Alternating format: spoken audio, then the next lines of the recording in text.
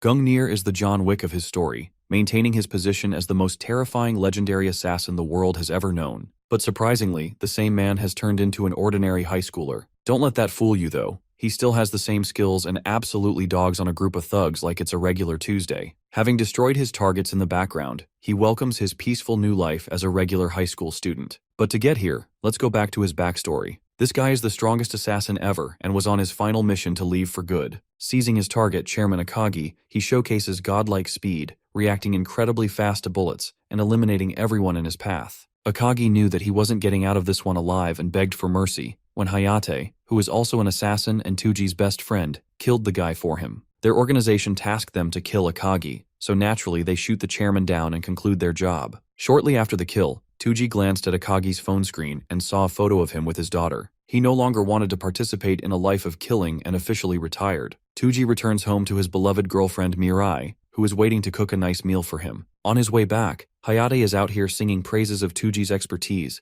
and how amazing he is as the #1 assassin. Though everyone fears his name and reputation, Hayate thinks that it helps in their line of work. He already feels sad that his best friend is retiring for good, but our boy's done grinding his job and wants to cruise a normal life. All of it started happening ever since he met Mirai, his girlfriend. He wants to live a peaceful life with her and their dog John, allowing him a rare warmth that he couldn't normally experience before. Hayate thinks that it's going to be hard for an assassin, especially when all he knows is how to kill. Surprisingly, the ruthless assassin is also a lover boy who wants to propose to his girlfriend soon. Returning home, Tuji looks dapper and welcomes his new life of normalcy. He's nervous like a geek, preparing himself to meet his lover. The smell of blood puts him on edge and terror looms over him. He wants to start a new life with Mirai, but right as he dashes in, his hopes are reduced to ashes. Mirai is resting in a pool of blood alongside his dog. Defeated, he goes up to her, questioning what could have caused this to happen. Sensing Hayate just behind, he calls out his best friend, who praises Tuji for always knowing who's following him. Unfortunately, the organization doesn't want someone like him to live a retired life,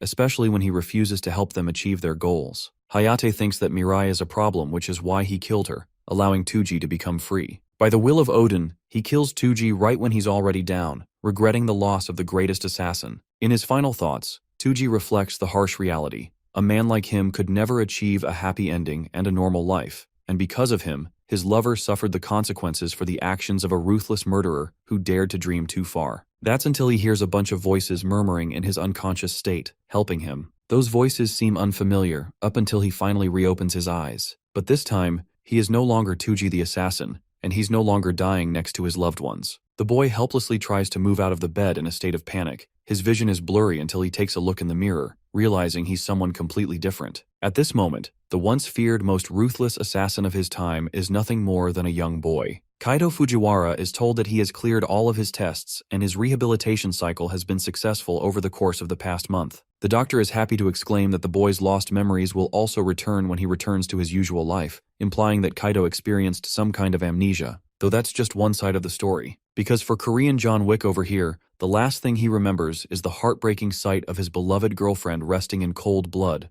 alongside his treasured dog. The man known as Tuji, the deadliest assassin who wanted to exit from the dark life he had led, was betrayed by his one and only friend Hayate. The next thing he knows, he's inside the body of a young boy, except his identity is completely different from the cold-blooded assassin he once was. There's far too much to untangle for him, but for now, the guy has pieced together a bunch of things during his stay at the hospital. Apparently, Kaido Fujiwara, the original owner of his body, was tragically run over and became a victim of Truck-kun on his way to school. The boy suffered a life-threatening brain injury that required immediate surgery, and after falling into a month-long coma, he finally woke up. Except this time, it's not Kaido, but rather Tuji, who is genuinely curious about the process of surgery and how it was carried out. Unfortunately, he doesn't have any clue on what happened shortly after he was killed. The last thing he remembers was a voice claiming that Tuji's brain was perfectly unharmed. Putting two and two together, Bro realizes that he got his ass lobotomized Kenjaku style. Confusion surrounds him regarding the exact details of the aftermath of his death,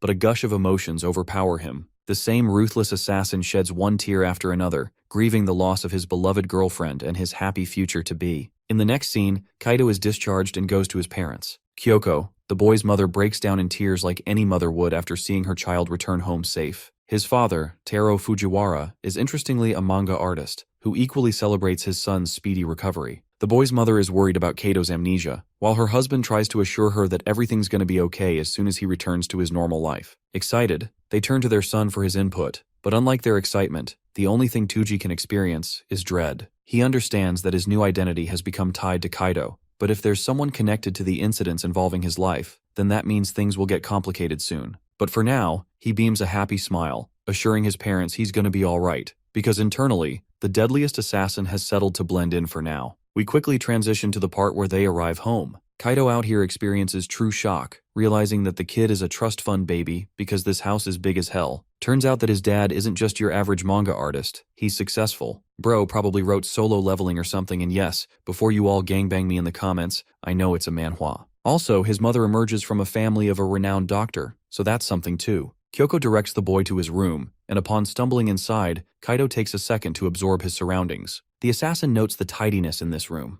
Perfectly organized, and honestly, it's not any different from a typical high schooler's living space. Recalling the boy's parents, he remembers how both of them were worried sick and frequented checking up on him in the hospital. This means Kaito is loved and cherished by his family, and it reminds the assassin of his girlfriend's one and only desire, for him to be happy. This is the kind of happiness that the assassin couldn't experience because of his life. If anything, the assassin Tuji doesn't want to lead a life that ends up disappointing Kaito's parents. Strangely, he notices an interesting photo. This time, it's not just the boy's parents, but also another family of 3. From the looks of things, the assassin understands he has to learn everything he possibly can about the boy's background. The following morning, we got a new visitor. This chick pulls up in a long-ass limo just to visit Kaito, disregarding the fact that he was only discharged 1 day ago. It seems that she's stubborn about seeing him because of how far they go back. The boy's father opens the door to find the radiant Yuzuha smiling at him. She's eager to check on her friend's condition, asking what he's doing. Right as the boy's father is about to answer, Kaito peeps in and realizes that Yuzuha is the same girl he saw in the photo. Without wasting another breath, the girl strangles him with a tight hug,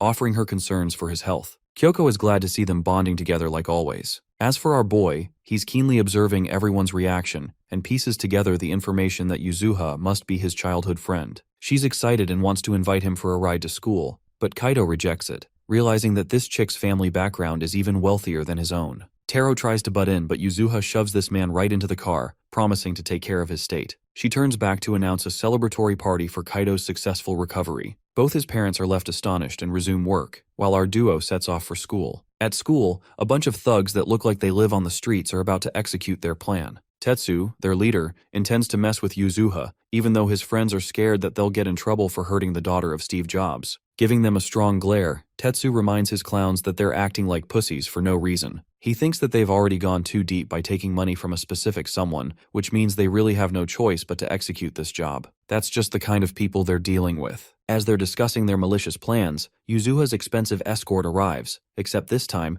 they're surprised to see a boy next to her. His goons explains that he's just a normie who happens to be her childhood friend and got into an accident recently. Hearing this, Tetsu is intrigued and creeps up with a smile. In the next scene, both Yuzuha and Kaito part their ways for their own classes. The assassin takes a second to assess her personality, believing that she's a kind friend who looks out for him like an older sister. Entering his new classroom, Kaito experiences a hint of normal life, having never attended a proper school before. The clueless boy asks for his seat, and a classmate is happy to see him. But the same guy's face turns from a smile to the look of fear when he sees the towering Tetsu standing just behind him. The intimidating jerk picks on him, declaring that there's no place for Kaito in this class and that he's going to be coming with them. Shortly after, the same group takes him outside, while the clueless Kaito is out here questioning if he's got a desk here or something. Recalling the way these guys snickered earlier, Kaito senses that they must be messing with him, especially now that they're eyeing him down. Pissed off, Kaito demands to know where his seat is, while Tetsu and his underlings find the situation entertaining. Walking up to the boy, the delinquent offers the innocent boy a dilemma. If he can beg on his knees, then they'll be happy to let him be with just a few punches. Apparently this guy's got to stick up his ass because Yuzuha likes Kaito instead of him.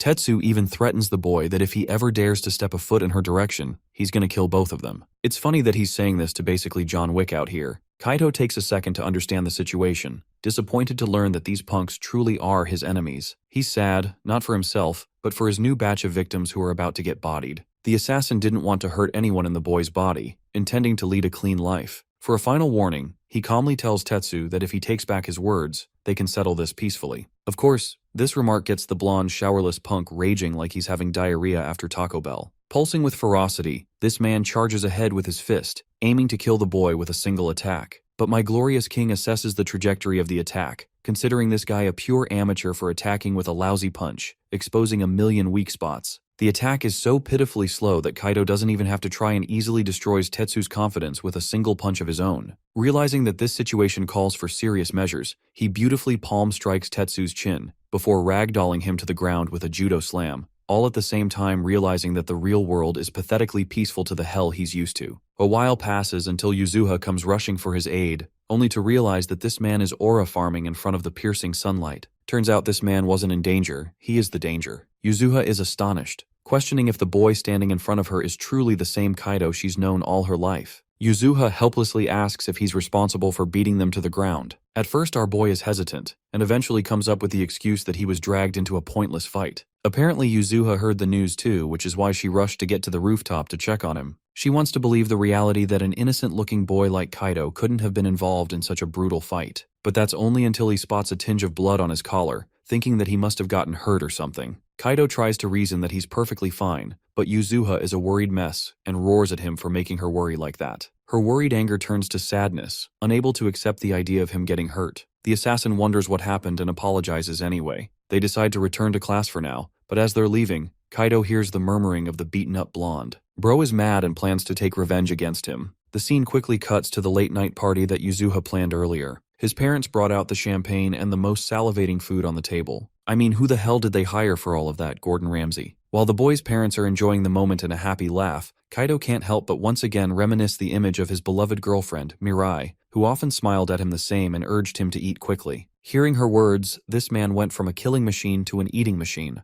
Even their dog wanted to try the food. That same night, Tuji went to his girlfriend, wondering if this is what it felt like to experience a happy moment with one's own family. That same feeling is channeled to his current self, as he finally experiences what a normal life feels like. Anyway, Yuzuha appears to be late to the party, even though it was her idea to begin with. The boy's father exclaims that Yuzuha is going through some rough times recently, even though she never shows it and always puts on a brave face. Suddenly, an unpleasant feeling starts creeping up in the boy's chest, as if his senses were giving him a warning of some kind. Curious, he checks his phone, only to see his childhood friend calling him. He picks up, asking about her condition, only to hear the same punk's voice from earlier. The punk is glad that he quickly caught on, and invites the boy to come to a specific location according to his coordinates. And if Kaido refuses, they're going to make sure Yuzuha pays the consequences for it. By the way, the same chick and her driver are being held hostage, so he's really not kidding around. Yuzuha's voice roars from behind as she pleads with him not to come, but our boys heard everything he wanted to hear, and realized that they're gonna hurt her if he doesn't act soon. So he asks for directions, and the delinquent gladly offers it.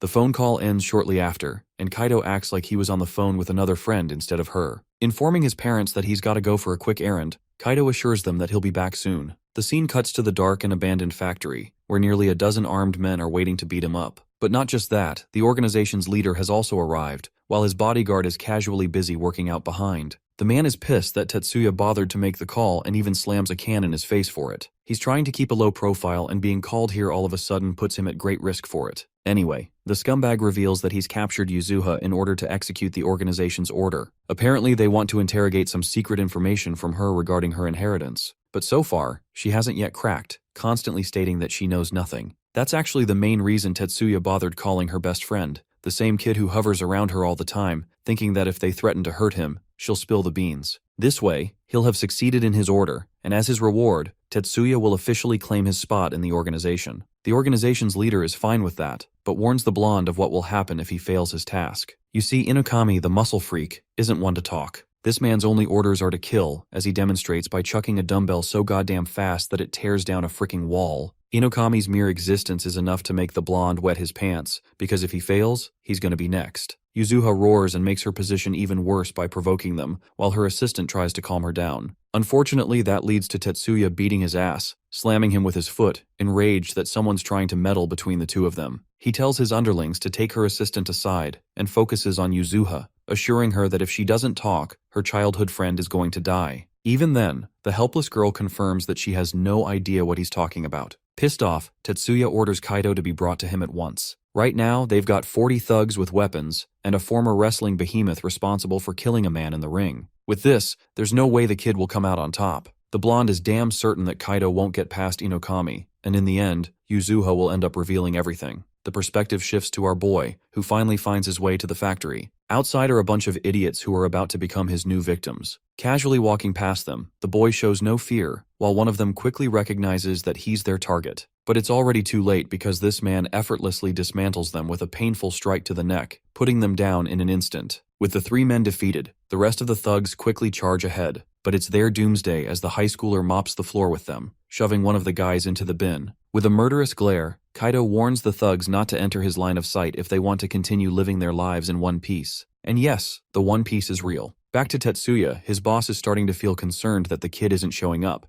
even wondering if the boy decided to chicken out. He's a kid after all, but only the blonde scumbag knows that what he fought on the rooftop wasn't a kid, but a demon. He tries to reason with his leader Suo, assuring him that their opponent isn't normal. Speaking of the devil, they hear their men chanting Fujiwara's name just outside the factory. Yuzuha is shocked while the blonde coward is terrified for his life. The door bashes open as a man's body is flung like a paper ball, landing right next to Tetsuya's feet. Excited, the muscle maniac turns to meet his target. Meanwhile, the seemingly harmless boy reminds Tetsuya of his warning from last time. This man is having a hard time holding back his strength just so that he doesn't kill these guys. Mr. Suo is baffled, questioning how one child was able to annihilate 20 thugs all on his own. Casually adjusting his tie for maximum aura, Kaido demands to see his friend. Yuzuha's scream surges throughout the factory, worried that he came for her. Thanks to her voice, he knows that she's exactly 30 meters ahead. He's glad that she's doing okay, and scans his environment for the hostile men ready to attack him. In the span of what appears to be no more than 53 seconds, this man's speed blitzes the hell out of the room, shocking the boss with his godlike ability as he takes down every man around. Even Tetsuya is crawling like a little bitch, realizing that they fudged around and found out the hard way.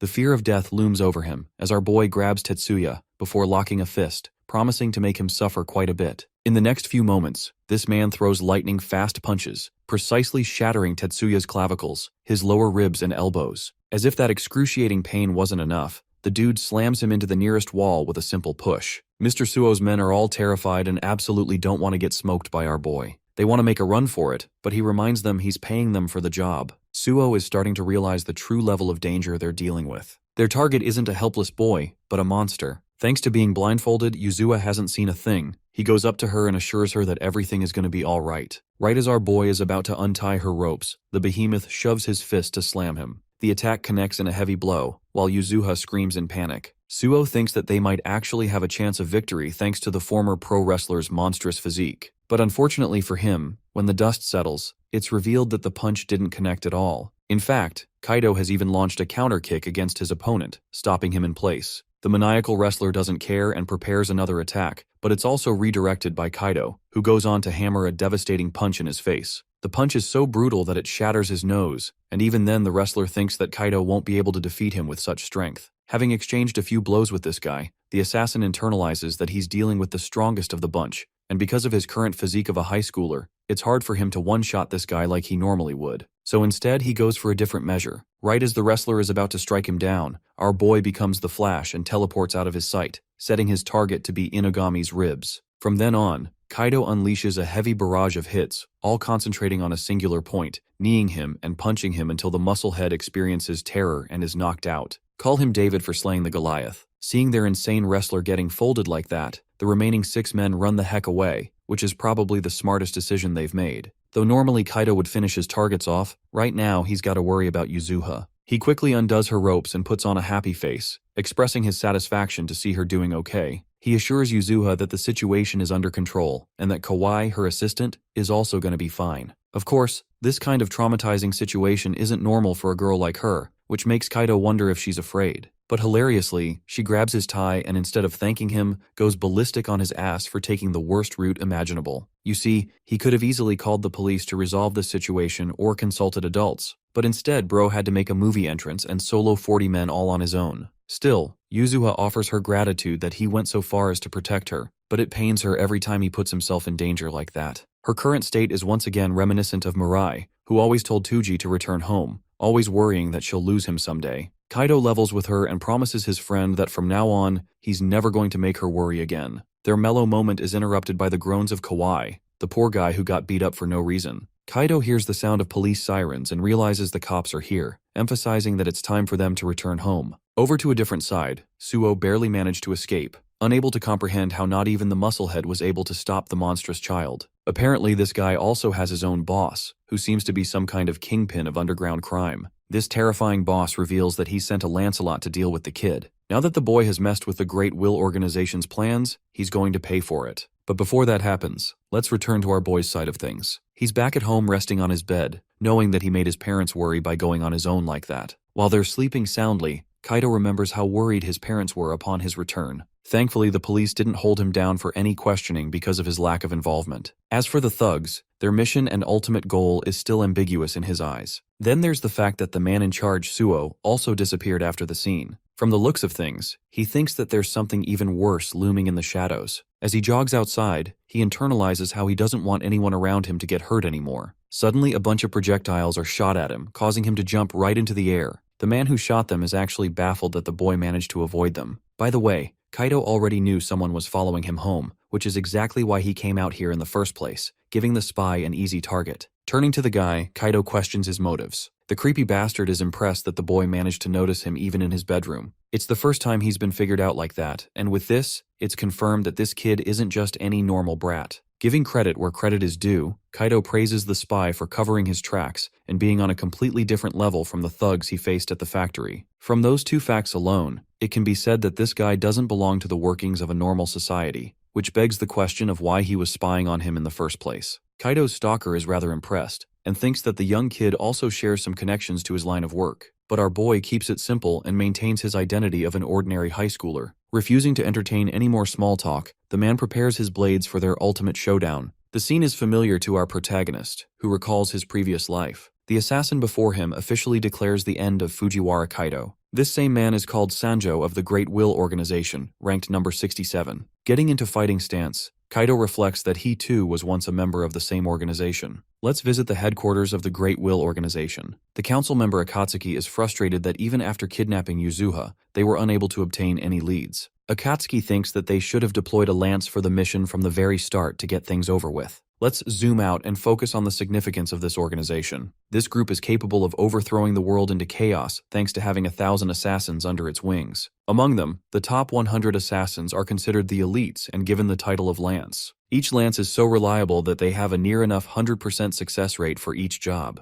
Among other things, Minami and Akatsuki are the same. Minami reveals that they're searching for a specific treasure that will shift the balance of the world. That treasure is called Fenrir's Seed, and Yuzuha is supposedly the current owner of that sacred treasure, though they don't have any evidence to conclude such a thing. Yashima reveals that he's already sent Sanju for the job. The revelation shocks them, because before using a lance, one requires the permission of Odin. But that's the thing. Yashima has already acquired such permission. First off, they know that Yuzuha's bodyguard is trash, so there's no way it could have been him, concluding that there is more to the situation than they understand. He deems their enemies a threat, and therefore wants to eliminate them at the hands of the lances. That brings us to the scene of the fight, where Kaido realizes that he's dealing with someone from the same organization. The stance Sanju is using is perfected and difficult to read, signifying his elite status as a lance. This also confirms our boy's worst suspicions, that everything surrounding Yuzuha's troubles is actually being controlled by the organization in the background. It's not a case of a simple inheritance loot, but something greater. Sanju quickly observes the boy's stance and remarks that he isn't a high schooler at all. The kid is fearless and feels natural when a weapon is pointed at him. Sensing danger, Kaido deems him a threat for Yuzuha and lunges forth to strike him down. The first few punches are casually evaded by the expert assassin, who reflects that the kid is incredibly fast and accurately aiming for his weak points. From this angle, it really seems like Kaido is an assassin of his own class. However, Sanju isn't a joke. This man nearly stabs him in the face, causing our boy to maintain his distance. From their brief encounter, Kaido has learned a bit about his opponent's specialized fighting style. Sanju is a fighter who prioritizes his range to his advantage. The assassin is impressed by the kid's skills and decides to go on the offensive by lunging right into the air. The tables have turned, and though he goes for a butterfly slash at first, the assassin quickly rewires himself into a different stance in an effort to overwhelm our boy. Sanju is genuinely pleased to find his opponent dodging like an expert. Meanwhile, our boy is starting to realize that he's far behind when it comes to strength and speed. There's only one way to defeat an opponent like this guy, and that is to scan his environment. While the elite lance is going heavy on the offensive, he thinks that he's finally achieved an opening to strike. But much to his shock, when nails the final blow, Kaido casually slips out of his jacket before stabbing his neck with a precise swing. Surprisingly, the lance managed to evade it just in time and retaliated with a swing of his own. The slash ends up cutting Kaido, Blood drips down, and the realization sets in that he's dealing with a powerful lance. He's realizing his own limitations for having a weaker and untrained physique, while the lance is rather impressed by the boy's attempt to trap him. He talks about how Kaido's perfected movements showcase that he's easily a professional in combat, except the only thing he lacks is pure killing intent. The only order he received was to assassinate a high school student, but now it makes sense to him why a lance was given such a job. Sanju reveals that he's a threat to the organization's intentions with Yuzuha, which is why he must be assassinated at once. Thanks to his own confession, Kaido is now certain that the organization is connected to everything. Deciding to switch his mode of fighting, the assassin decides to activate his combat mode, striking a cool-ass pose. He won't be holding anything back, promising to show the true fragment of his killing intent. Sanju lunges forth with his batshit crazy dragon dance form, which is essentially hundreds of blade strikes hurling at our boy. The lance has become mindless in his pursuit and literally skins down a tree with ease. Meanwhile, Kaido finds himself a safe spot to hide, realizing that he's dealing with someone way beyond the level of a normal assassin. The crazy fucker tornado slices his cover, unleashing a geyser of water. Having suffered another cut on his body, Kaido realizes that he's dealing with an S-class user on top of a lance. His endless slashes are so incredibly difficult to deal with that not even our boy can get out unscathed. Sanju goes ballistic and accuses the high schooler for being a killer too, wondering if it's fine if Yuzuha is killed as collateral. And well, that's where this man fucked up, because that line alone triggers Kaido's traumatic flashback sequence, except this time, the face of his girlfriend is replaced with the one of his friend. Pissed off, he lunges forth to tackle the assassin head-on, smashing the blade right out of his hand, grabbing it, and then speed blitzing a sharp cut right across his shoulder. It all happens so fast that not even an expert lance is able to perceive what went wrong. All he can think about is what kind of monstrous kid he's dealing with. Our boy refuses to experience the guilt and suffering that he did last time, which is why he promises to protect Yuzuha with his life. The lance thinks it's pointless to resist his fate as he's going to die by the will of God. Bro is a shoulder down and still wants to fight. His endless slashes are useless from now on, because Kaido is expertly matching each attack like a seasoned professional. Accusing the high schooler for being a coward, Sanju leaves himself wide open during one of his attacks. Reminding him of his place, Kaido goes right behind him, painfully slashing his thigh and belittling the pro-assassin for being so loud. Reduced to such a state, Sanju can't help but question how this guy got so fast all of a sudden. Reusing the same tactics like last time, he tries to overwhelm our boy. It ends in disaster for him, because Kaido leaves a bunch of cuts right around his left arm, revealing that there's no point anymore as he's already read all of his moves. In his next attack, Kaido burst with incredible speeds, becoming a Beyblade and slashing all his way to Sanju's body. Donning his murderous glare, he deems the end of the lance, who is still out here questioning how one could master such swift knife work and such godlike speed. The way he's fighting reminds him of the wrath of Gungnir, the #1 assassin among their ranks. Kaito brutally rips this guy's body until he's left gushing out a pool of blood. The fight is over with Sanju realizing just how outclassed he was right from the beginning. As he's panting heavily, the lance trembles in fear, sensing that he can't even move a muscle anymore because the tendons in his arms have been severed. But our boy is kind enough to leave at least one leg for him to get by. As for the rest, the killing machine assures him that his career as a lance is finished, and that he won't be able to kill anyone anymore. Ruthlessly, Kaito remarks that in this way, the assassin will lose the only part of his identity that he treasures the most. It's a fate worse than death because these people can't even blend in normal society. But before leaving this guy alone, the boy declares his 2 questions, promising to painfully cut his other leg if he refuses to answer. For his first question, he wants to know the name of the man who issued the order, and why specifically they're targeting the girl. Giggling like a fool, Sanju reveals that he's not going to talk even if he tortures him and kills him as he has sworn loyalty to his one and only God, and that he'll never betray his will. The mention of God confirms everything for Kaito, but unfortunately sirens start buzzing all around. Sanju's recklessness has attracted the cops. In that brief window, the guy manages to use his only leg to escape. He recommends the kid to get out too before he's caught. Before leaving, Sanju wonders if the boy really wants to be an ordinary high school student. That question floods him down memory lane, because Kaito remembers how everyone around him thought he can't experience a normal life, simply because he's lived his life as a cold-blooded assassin. Even now, as he's covered in blood, the thought clings to him. Is he really normal? Can he even be considered a high school student? That question is yet to be answered, but we shift to the headquarters where Yashima learns about Sanju's update. Izumo reports that the lance has been effectively dismantled to the point he can't even continue working anymore. Akatsuki is out here amazed by Kaito's abilities to take down an expert assassin, beaming with excitement. Izumo confirms that whoever it was a monster, because Sanju described the guy's movements to be similar to Gungnir, a name that draws attention among them all. Even Akatsuki thinks it's an overestimation to say that, to compare this guy to the strongest knife user to ever live. Izumo understands their frustration, especially when Gungnir's name isn't tossed around lightly. Minami breaks their confrontation while Akatsuki whines about the significance and specialty of Tuji. Regardless, they think that this random bodyguard of Yuzuha has proven himself to be considerably powerful. Not only did he disrupt their plans, but he also dismantled a lance-level opponent. With this development, Yashima and the others can no longer wait around. The whole thing leaves Yashima questioning the mystery behind Kaito Fujiwara. Speaking of our boy, he goes back to his room and patches himself up in secrecy. He's having a bit of an identity crisis, knowing that he's supposed to be an ordinary high schooler instead of an assassin like he used to be. Unfortunately, he has to help Yuzuha escape the sights of the organization. And then there's the fact that they'll target him even more now that he's defeated a lance. With a body like this, he'll be at a loss, so Kaito intends to put in the work and get strong again. If he has to preserve this peaceful life, then he has to do everything in his path to ensure it stays safe. As for the Great Will organization, Akatsuki volunteers and expresses great interest in taking the mystery man on as his target. They're surprised, but Izumo thinks it's a great idea for a threat of this level. After all, if this guy really does compare to the likes of Tuji, an ordinary lance won't cut it. A curious Akatsuki is all the more happy to use his position to take care of the threat.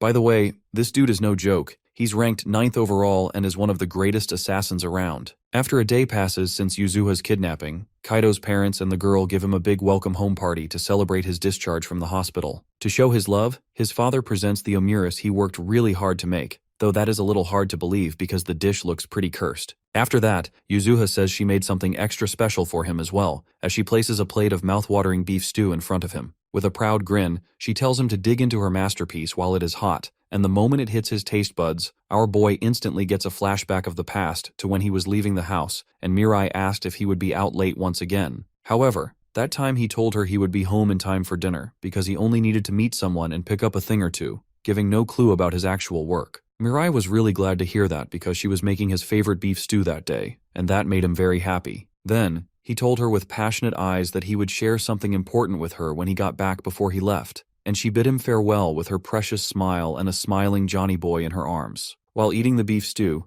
Kaito becomes sad that he never got to tell her he was quitting his life as an assassin to be with her. Yuzuha gets annoyed seeing his disappointment and asks if it really tasted that bad, but our boy suddenly starts downing her cooking like it is his last meal on Earth. Nearly tearing up, he tells her it tastes delicious. Yuzuha is glad to hear that, and his mother tells him there is a lot more where that came from if he has a big appetite. As he watches his father set the pan on fire and Yuzuha smiling with the cake and enjoying herself, our hero is grateful from the bottom of his heart to have such a loving family. Later he walks Yuzuha back home because things have gotten more dangerous recently. He asks her if she noticed anything unusual happen around her since then, but she tells him she has police all around her house so she should be safe at the moment. Confused, Kaito asks her why her butler is not with her, and she says she personally requested him to stay away because he is so annoying it is impossible to have fun with him anywhere around. Anyway, she lets him know she had a lot of fun at his house, admitting it has been a very long time since she got to laugh so much again. Her expression quickly turns serious as she confesses she has been feeling pretty down ever since she lost her father. Hearing that, our boy is completely speechless, and Yuzuha realizes she did not tell him about that yet because she did not want to make his amnesia worse with such stressful news. She says it happened around 2 months ago at the same time as the car accident that sent him into a coma. Kaito realizes that is why she was so emotional about losing him as well back then.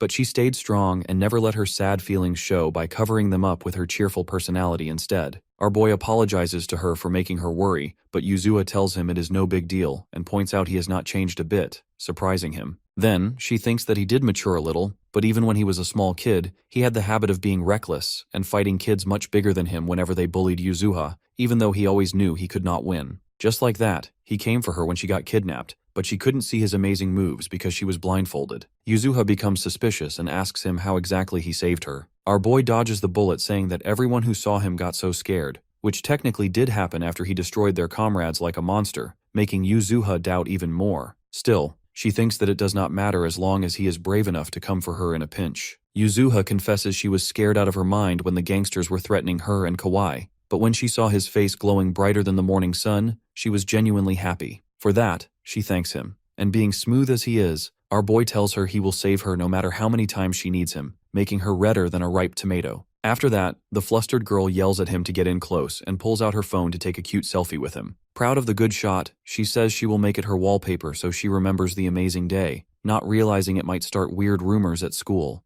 However, Yuzuha mumbles it will also help her move on, and seeing Kaido able to worry about her so soon after his life-changing accident, she is inspired to finally stop clinging to her dad's unexpected death. Our boy smiles as he realizes Yuzuha is struggling just like him, and that motivates him to protect his precious childhood friend even more. Right then, he is shocked when she pulls out her phone and shows him the picture of her dad. His soul nearly exits his body when he recognizes who her father is, and he confirms if the man really is her father, to which she replies his amnesia must be serious, because her dad was always so kind to him. With a serious expression, she mentions that a lot of people around her badmouthed her father, but he was always nice to her, and that is why she loved him from the bottom of her heart. Looking at the picture of Yuzuha's father carrying her on his back, Kaido recalls seeing the exact same wallpaper before when he finished his final mission. It hurts every fiber of his soul as he realizes he was the one who stole Yuzuha's father away from her. Seeing how sad he is, Yuzuha asks him why he got so quiet all of a sudden, while Kaido processes everything, standing before the Akagi group chairman's daughter, the man he assassinated in cold blood. He tries to rationalize, thinking that Hayate was the one who pulled the trigger and he would not have taken the mission if he knew he was her dad.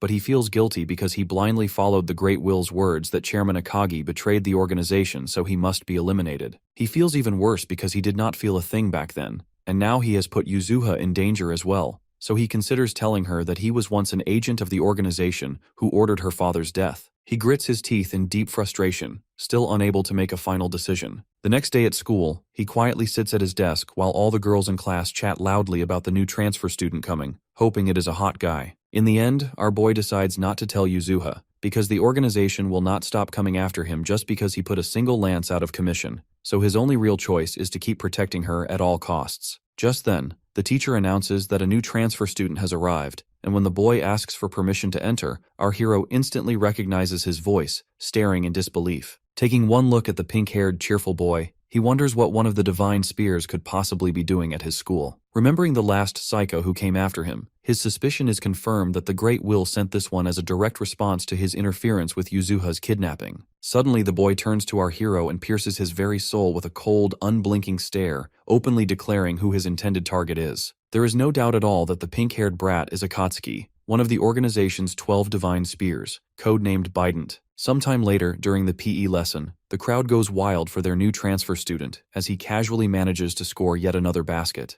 The girls are head over heels for the pink-haired boy while his teammate is genuinely surprised that he manages to jump so high despite his short height. Makoto plays it off by saying it was a great pass and motivates his team to get another hoop in, while the opponent team gets irritated that the transfer student is already stupidly popular with the ladies. Meanwhile, Kaido does not let his guard down at all as he finds it odd that the Lance has still not made a single move and wonders what on earth he is even planning. You see, the Lances are an elite group of the top 100 assassins who are each assigned numbers, and out of them, the top 12 are known as the legendary spears, who are commanded by their supreme leader Odin. Each of these insanely overpowered assassins has extraordinary abilities that rival 1,000 men. When it comes to assassinations, these people can easily trample over the army of an entire nation. These elite warriors are only deployed for the most critical missions, which makes Kaido come to the conclusion that it can only mean they are hell-bent on targeting Yuzuha. Kaito looks down in sadness as the painful memories from his last mission hit him, and he figures that the assassins must be after the secret treasure that the chairman has supposedly stolen from them. It keeps bothering him that if Akatsuki decides to act at this school, can he really protect the lives of everyone here, including his childhood friend, with his current body of a high schooler? Sometime later, everyone returns to their classroom, but the students still do not stop fangirling over Makoto and keep begging him to join them for karaoke. He is an instant hit with the ladies, who start crushing on him even harder once he reveals that he practiced a bit of basketball back in the United States. Meanwhile, our hero watches the situation from a distance and realizes Akatsuki is not making his move today, and he makes a mental note to stay on full guard tomorrow. Just then, he hears Yuzuha call out to him and ask if he can go somewhere with her after school. Our boy instantly rejects her offer without even hearing her out, insisting she should just go straight home for the day. However, out of nowhere, a hand rests on his shoulder, and Makoto appears from behind to greet the girl cheerfully by her name, which instantly sets off all sorts of red flags for Kaido that he is seriously after Yuzuha. Makoto introduces himself, but Yuzuha points out he is already quite famous as the hot new guy all over the school, and she asks how he even knows her name since they have never actually met. The cheerful transfer student tells her with a carefree smile that she is the high school girl who inherited the Akagi group fortune, which completely catches her off guard. She suddenly gets a bit depressed while Makoto continues, saying his father is indebted to the chairman, so he was instructed to look after her, but when he tries to invite her somewhere, Our boy suddenly cuts in and makes an excuse that he hurt his finger during practice and actually needs to go to the nurse. Our boy gives him a cold death stare, which convinces him to play along, and the two boys part ways with Yuzuha. She looks back with a smile and thanks Kaido for protecting her from weirdos once again. A few moments later, as the two are standing on the rooftop, Makoto admires the view and goes on about how wonderful the prime time of a high schooler's youth is. He then looks back at Kaido and jokingly asks if he brought him here to confess his love or something, but our boy keeps giving him the silent treatment. Makoto simply laughs it off and continues that Yuzuha is honestly quite cute up close in person, but says he cannot believe that she is the chairman's daughter. Kaido gets straight to the point and demands to know what his goal for coming here really is, wondering if it is revenge for the purple-haired guy. The transfer student looks as unbothered as ever and casually asks if he is actually the one who took out Sanjo. He starts analyzing his physique and finds it surprising that he managed to win against Sanjo with only a couple of minor injuries, but our hero repeats his question again,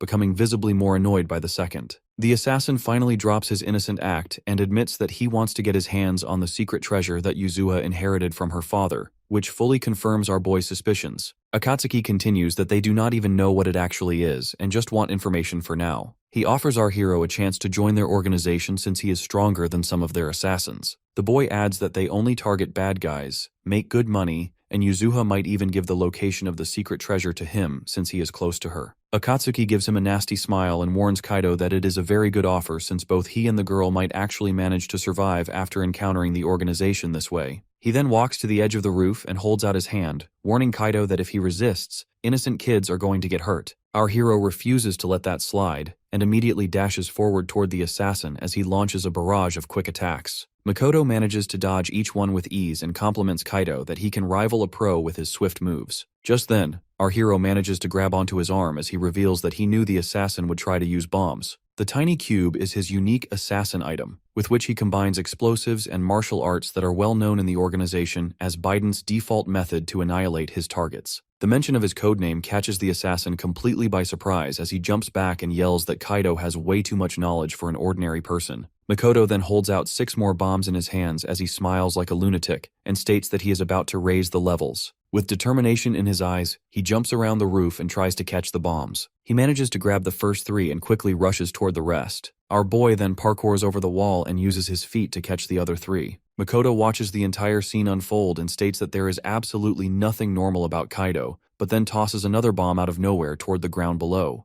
Kaido tries desperately to reach it while the assassin taunts him by saying he cannot protect the entire student body like that. Our hero fails to grab the cube as it drops into the field below, while the lunatic in the back snaps his finger and sets the bomb off. Kaido shields his face from the blast as the students below start to panic over the sudden explosion and rush away from the area. Makoto reassures him that he adjusted it to explode before reaching the ground so no one would get hurt, calling it a little bonus for managing to catch 6 of the bombs. Kaido is about to rage, but Makoto cuts him off and holds out even more of the bombs while he asks who he really is and if he will join their ranks. After thinking it over for a moment, our boy answers that he is just a normal high school student and would absolutely never join him. Makoto looks genuinely disappointed by that reply and figures that Kato will not be convinced unless a few people die, but our boy simply drops one name in response, Gungnir. The mention of that name makes the assassin turn around with a wild look in his eyes, while Kaido calmly states that he was once known as Gungnir. While the school speakers announce an evacuation, Makoto glares down at our boy and gets angry at him for even saying Gungnir's name.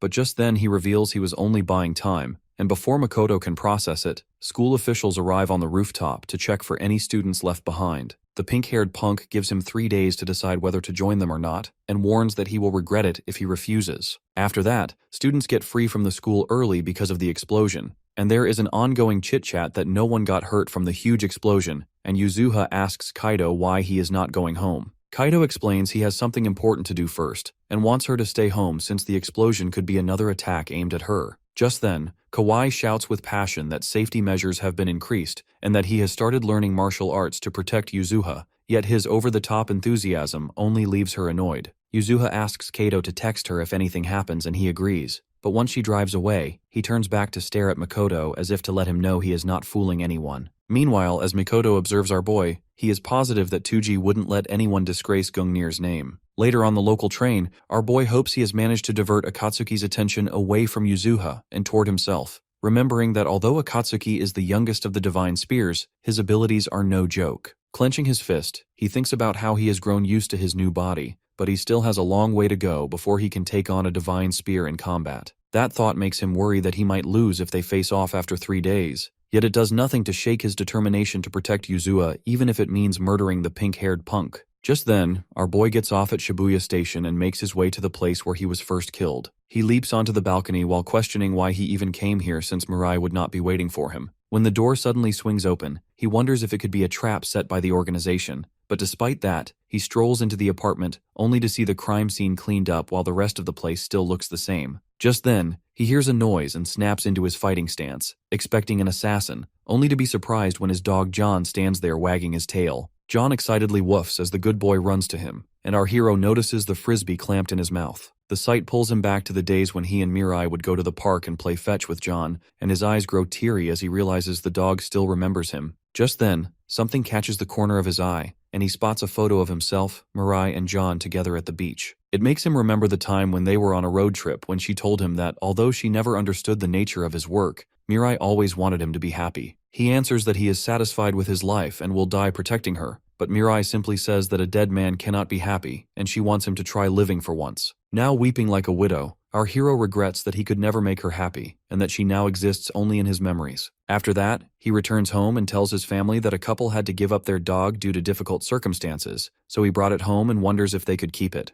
Before he can bargain any further, Taro immediately agrees to adopt the dog, and Kyoto suggests they take turns walking it. When they ask the dog's name, he explains that the last owners called him John. Later, he texts Yuzuha to ask if anything has happened yet, and she says things are rather boring. She mentions hearing about his new dog and asks if she can come pet it, but he tells her not to come now, smiling at his phone because he knows what he must do. After that, he calls Akatsuki, who mockingly asks if he has changed his mind since the 3 days are not up yet. But our boy says he is done playing games and is ready to give Akatsuki a beating on the school rooftop before dawn, vowing to end this once and for all because he is Gungnir. After hearing the name Gungnir, Akatsuki becomes so enraged that he smashes the phone in his hand. In his mind, someone like Kaido could never compare to Lord Tuji, who was the very definition of a perfect assassin. Yet despite that, Kaito still dares to claim the name Gungnir right in front of him. 3 years earlier in the Middle East, the two of them were on a dangerous mission together. At one point, Akatsuki made a critical mistake which left him completely surrounded by enemies. His left arm was blown apart, and it was clear he was about to die. Right as he steeled himself for the end, Tuji suddenly appeared and cut down every enemy in the blink of an eye.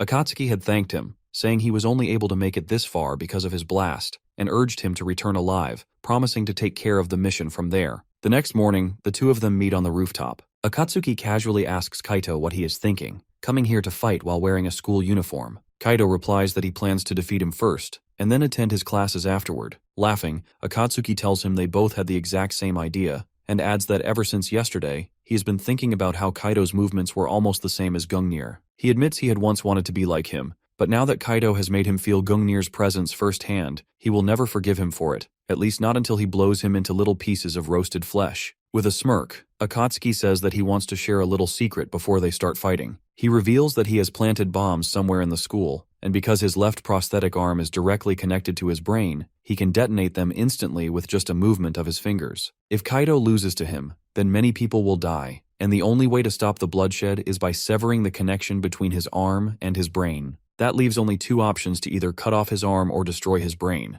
However, Kaito calmly points out that there is a third option. The bombs can also be disarmed if Akatsuki is knocked unconscious. Hearing this, Akatsuki is genuinely surprised, and Kaito explains that he already told him he knows Akatsuki. As Kaito gets ready to fight, he says that he did not come here to kill him, and he only came to stop him. With a confident smile, Kaito asks if Akatsuki truly believes he can pull that off. Then, without warning, he dashes forward and unleashes an attack. Akatsuki manages to dodge it, but our boy notes that his only advantage lies in knowing Akatsuki's tactics and personality, because the physical performance of this body is nowhere near the same level as his own. Akatsuki tosses several bombs into the air, and when they detonate, the blasts aim to destroy his target's eyes and ears. He follows up by swinging a left hook. However, since Kaito already knows all about this tactic, he swiftly dodges and moves in to land a punch to Akatsuki's chest. In midair, Akatsuki shifts his body and evades the strike. Then, he counters with a solid punch, sending Kaito flying through the air. As Kaito steadies himself, Akatsuki says that flying backward to soften the impact was the right call, because a direct hit from his prosthetic arm would have obliterated Kaito's arm completely. With a menacing smile, Akatsuki warns that if Kaito is truly Gungnir,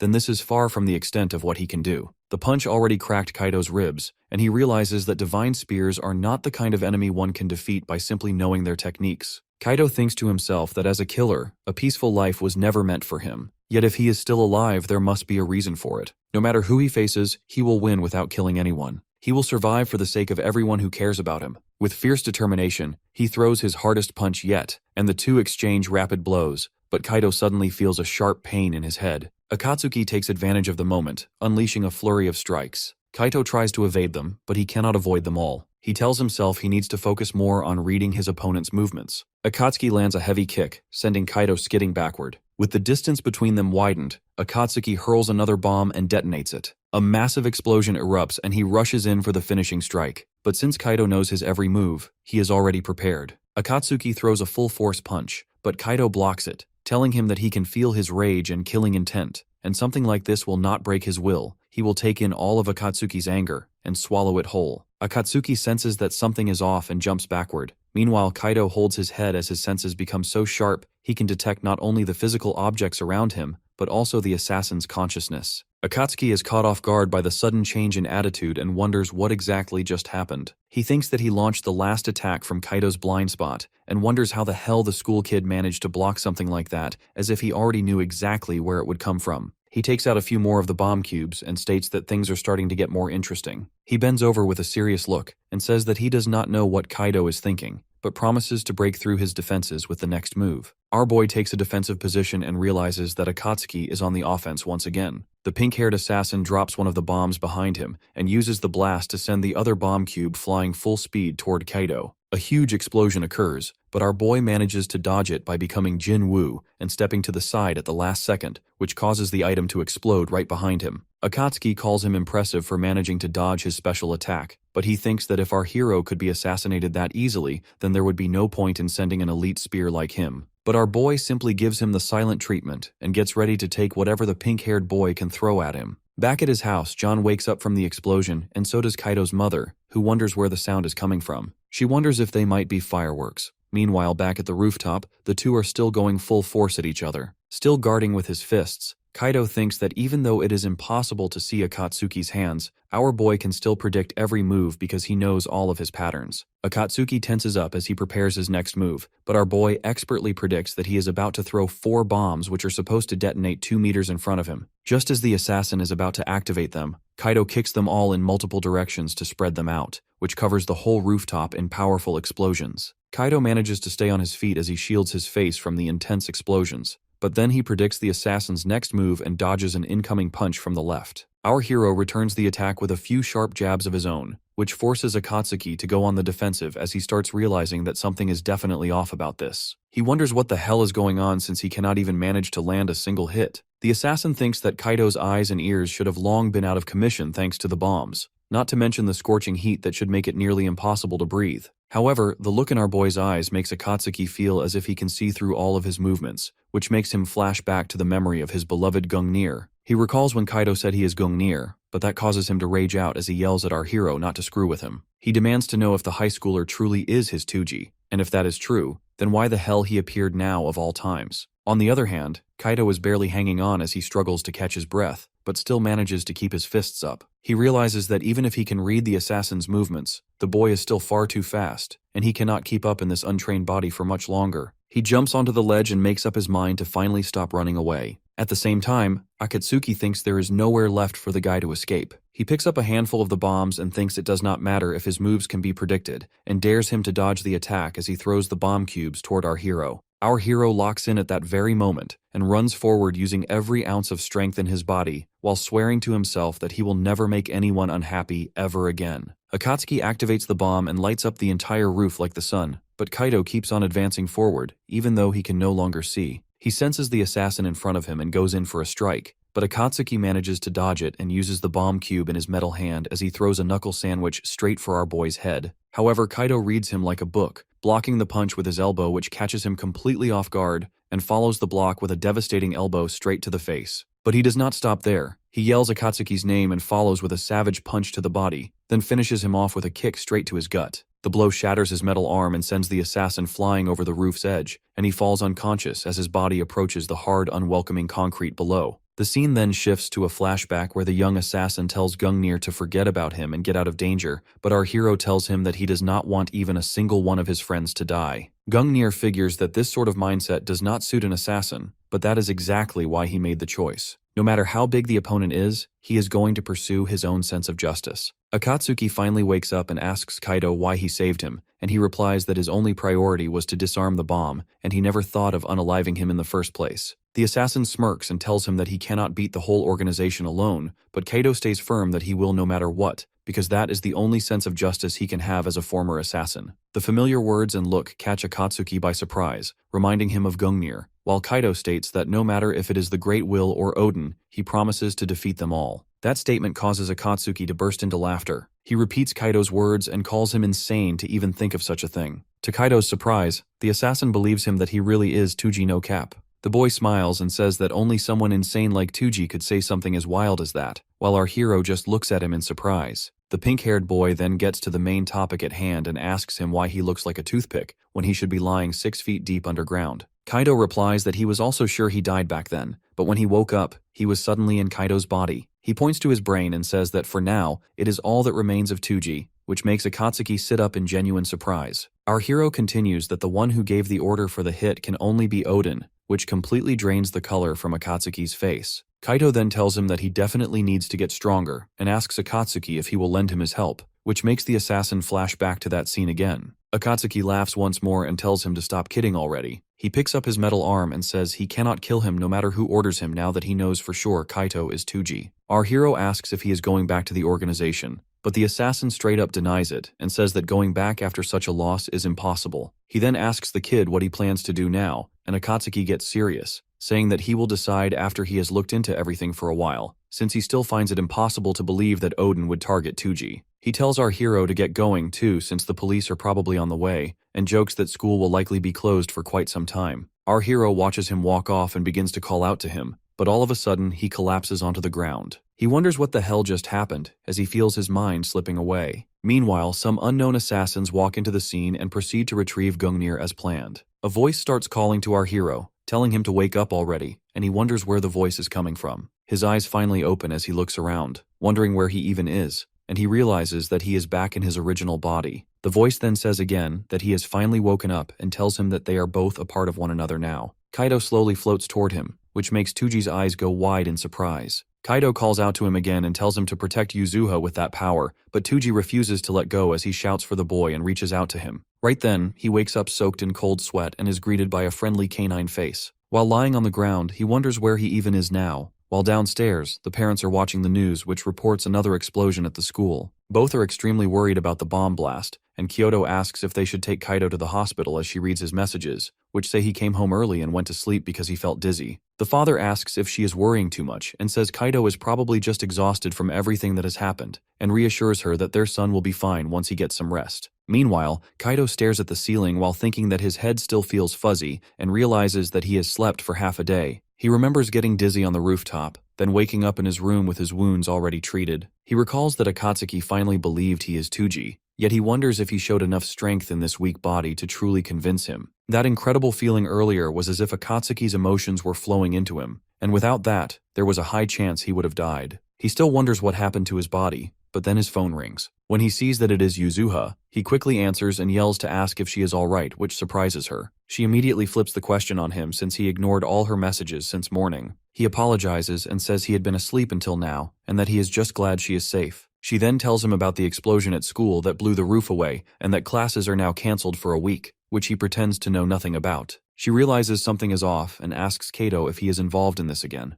which makes him break out in a cold sweat. She then starts scolding him and says he is always getting into trouble, and even asks if, instead of getting sick, he actually got hurt in the school explosion. Kaido sits up and thinks this girl is as sharp as ever. He turns the question back on her and asks if she has been in danger too, and then tells her not to worry anymore because he has decided that no matter what happens, he will protect her. Yuzuha turns redder than a tomato and demands to know what has gotten into him, and tells him not to distract her with cool hero talk. She keeps talking while downstairs Kaido's mom answers the doorbell, yet finds no one there and instead sees a package on the ground. Soon after, there is a knock on Kaito's door and his mother asks if he is awake and says there is a package for him, which she leaves in the hallway. Kaito finds it suspicious, since he did not order anything, and his mom tells him to come for dinner if he is feeling fine, while Yuzuha notices it is late and says goodbye. Kaido picks up the box and weighs it in his hand as he senses no traps, but when he opens it, his eyes widen in shock as he spots his original assassin knife along with a card. He wonders who could have sent this to his house. When he picks up the card, he sees a set of coordinates and tells himself that he must meet the sender no matter what.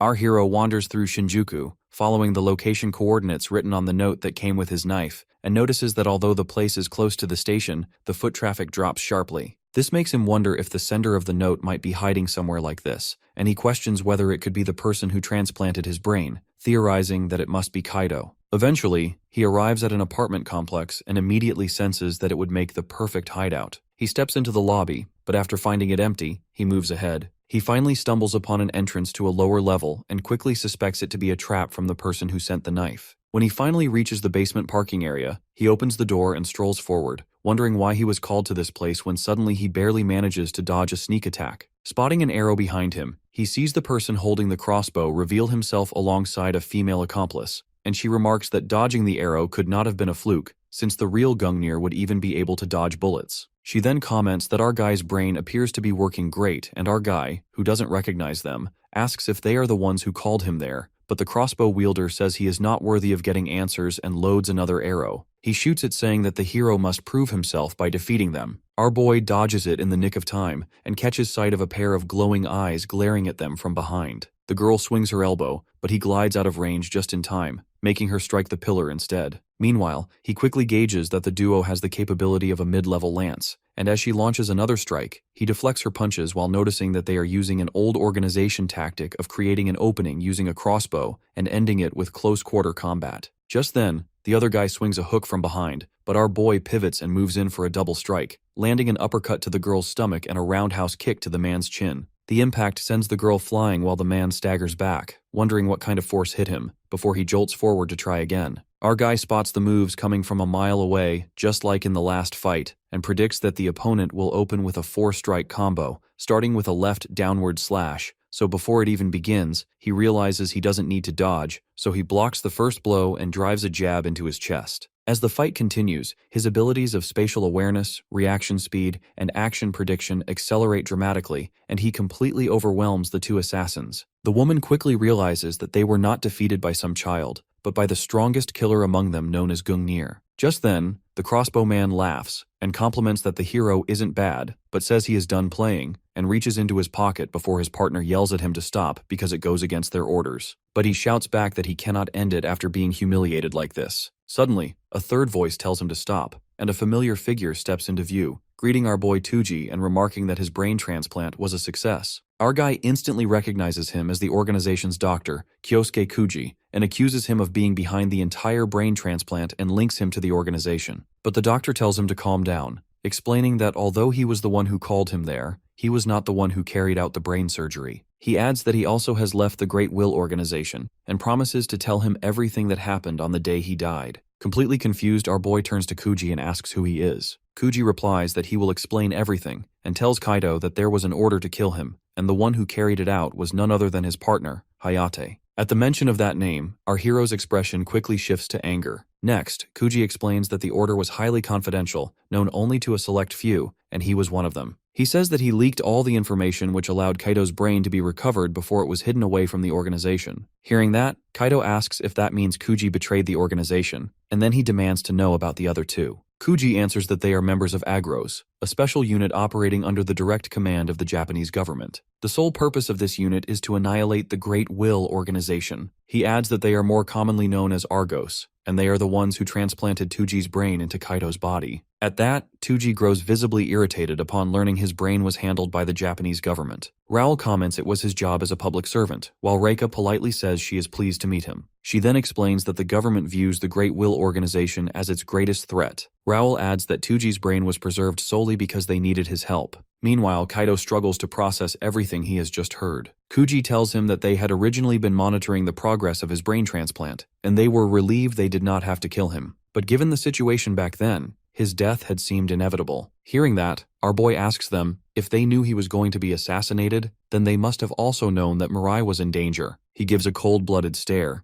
and it is so sharp that Reika gets scared. Raoul quickly says that they have no idea about it, claiming they were not even present at the time. As his head begins to throb, our boy grabs it with one hand and asks if the strange power that lets him sense killing intent is also a side effect of the brain transplant. But before anyone can respond, he suddenly collapses to the ground unconscious, leaving everyone frozen in confusion about what to do. While the others are concerned, Kuji seems more intrigued by the mysterious ability he just mentioned. Back at the Great Will organization, Hashima asks Izumi if Akatsuki has reported anything, and Izumi replies that there has been no contact at all, and Akatsuki has even cut off every form of communication. Izumi admits that Akatsuki was always difficult to deal with, but he knows that the 12 divine spears are allowed to do whatever they please, so long as they do not defy Odin. Hashima then asks if he believes it is possible for a member of the 12 divine spears to be defeated, but Izumi scoffs at his question, saying it is rare to hear a joke from him. He comments that unless they are dealing with Gungnir's ghost, he cannot imagine Akatsuki losing to anyone else. Hashima agrees that Gungnir's strength was monstrous, but he reminds him that the man is already dead, and his body was disposed of long ago. Still, Izumi mentions there are rumors that Argos may have discovered something related to that. Both men agree that if there truly is a spy among them, they need to act swiftly before the situation worsens. Fueled by anger, Hashima states that they must eliminate Argos first before turning their attention toward the seat of Fenrir, and Izumi firmly agrees. At the same time, our boy once again finds himself inside the mind realm and quickly recognizes it as the place he has been to before. Kaito appears before him and explains that this is the place where their minds have merged. At that moment, Tuji confirms that he now understands Kaito's identity and asks if this strange space is his power. Kaito tells him that he will be able to use it in its truest sense, as long as he learns to trust his own instincts. Tuji wakes up and notices the situation feels strangely similar to the one after his fight with Akatsuki, where he also collapsed from headaches and dizziness, only to awaken with Kaito's consciousness present. Sitting nearby, Kuji tells him that they are currently inside one of his hideouts, which connects directly to the parking garage they were in earlier. He then explains that it has been exactly 1 hour and 50 minutes since Tuji collapsed until he finally woke up. He also ran several tests on Tuji's brain while he was unconscious, confirming there was no issue with the neural connections. However, the brain activity is operating far beyond the normal range, and it spikes even more during combat. According to Kuji, the killing intent Tuji senses is likely caused by this heightened brain activity. While he admits that having an expert's opinion would be ideal, but for now he can say with certainty that the condition is extremely dangerous. Kuji warns him that the overload has already caused him to be in a coma for hours at a time, and if this continues unchecked for too long, the strain will become fatal. Our hero stands up slowly, gripping his knife and pointing it straight at Kuji. He coldly reminds the man that he still has not answered the question from earlier. He demands to know if Kuji allowed Mirai to be taken just so he could recruit him. Keeping his voice calm, Kuji replies that he had no knowledge of it, so there is no reason for him to take his anger out on him. The man then asks if he would have preferred to die alongside her. Before the tension breaks, Raoul suddenly kicks the door open, and his voice cuts in as he tells our boy to put the knife away. With a serious look on his face, he taunts the man, saying that the Great Will organization is a dangerous group aiming to destroy the world, and now one of its crazy former members is sitting there trying to lecture them. Kuji steps in, explaining that Argos believes there are 2 keys to defeating the organization. The first is Gungnir, while the second is a sacred treasure known as the Seed of Fenrir, something they are determined to protect at all costs. Hearing this, our hero's mind immediately flashes back to the time Akatsuki went after Yuzuha for this very reason. He then asks what they expect him to do. Hearing that, Raoul wastes no time in needling him again, saying that now he finally sounds cooperative. But Tuji assures them as he states that bringing down the organization is already something he has decided to do, with or without them,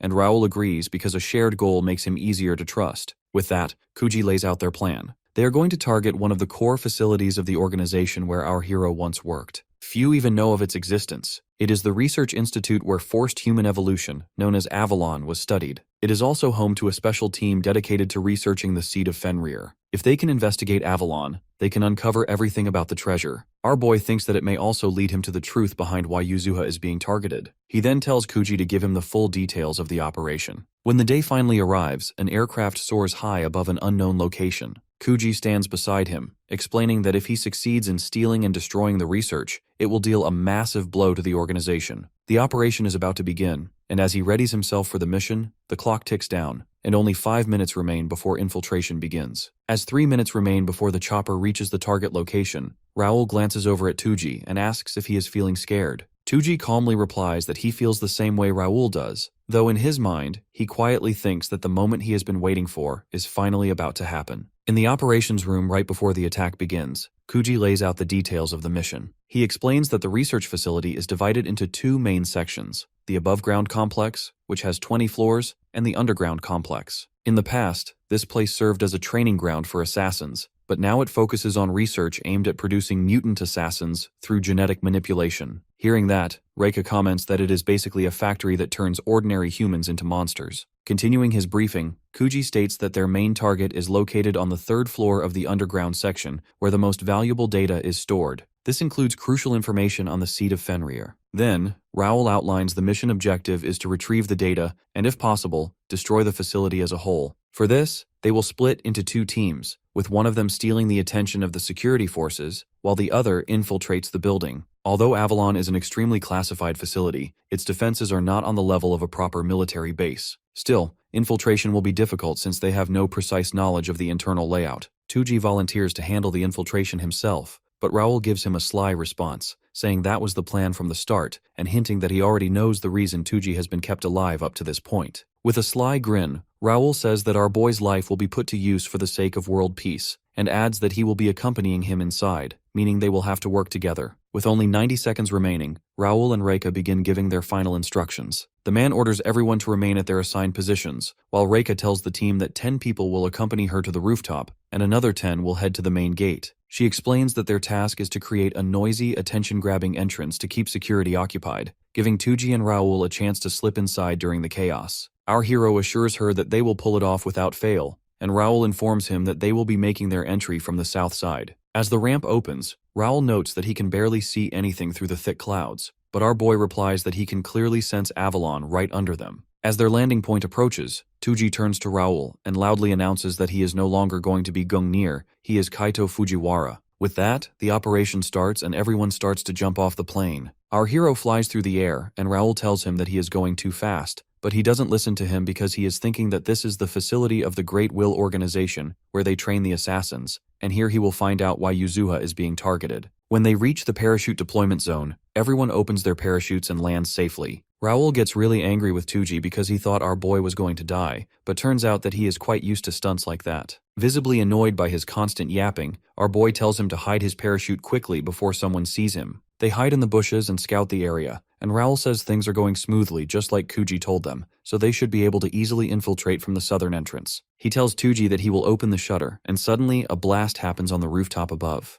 Reika sends the message that according to the plan, both squads have started the diversion, so she tells both of them to quickly infiltrate the facility. While Raoul opens the shutter, our boy stands there thinking that it has finally started for real. As the shutter opens, Raoul tells him to take the lead and he will follow. Sirens go off and an emergency announcement is made in the facility that there is some suspicious activity and the security team should immediately move to the rooftop and the main gate. The researchers who are inside the facility panic and think about who would attack the organization's facility. As all the security is busy, Tuji and Raoul quickly move through the hallways together. Raoul thinks that Reika and others are doing really well and wonders if all the security has moved to the rooftop and main gate as it is far too quiet. Suddenly Tuji senses 4 enemies approaching, so he quickly moves to the corner and attacks them first. He knocks out the first one with a punch to the head and others start to fire at him, but he quickly moves and also knocks them out with only one sharp punch. Raoul is surprised to see how fast he killed 4 enemies with just a knife, and he wonders how much he was holding back earlier when he fought them both. Tuji tells him that the stairs are just ahead, and they should move quickly now. Watching all this on a monitor, Izumo says that they are infiltrating the facility with just 2 people, but they are quite strong as they defeated their enhanced assassins really easily. Meanwhile, Omega tells her that the guys look pretty delicious, and asks Izumo if he can do whatever he wants if he eliminates both of them, wanting freedom like everyone else. With a cheeky smile, Izumo agrees and tells him that the task assigned to him by Odin is to protect Avalon at all costs. He tells him that he would like to see his power, and if he does this then he will not only be officially recognized as a lance, but also become part of the 12 divine spears. After hearing that, Omega feels pumped up, because this is the very first time he will get to use his powers outside of an experiment, and he is also allowed to kill humans. On the other hand, Raoul tells our boy that they have to move as the enemies are coming,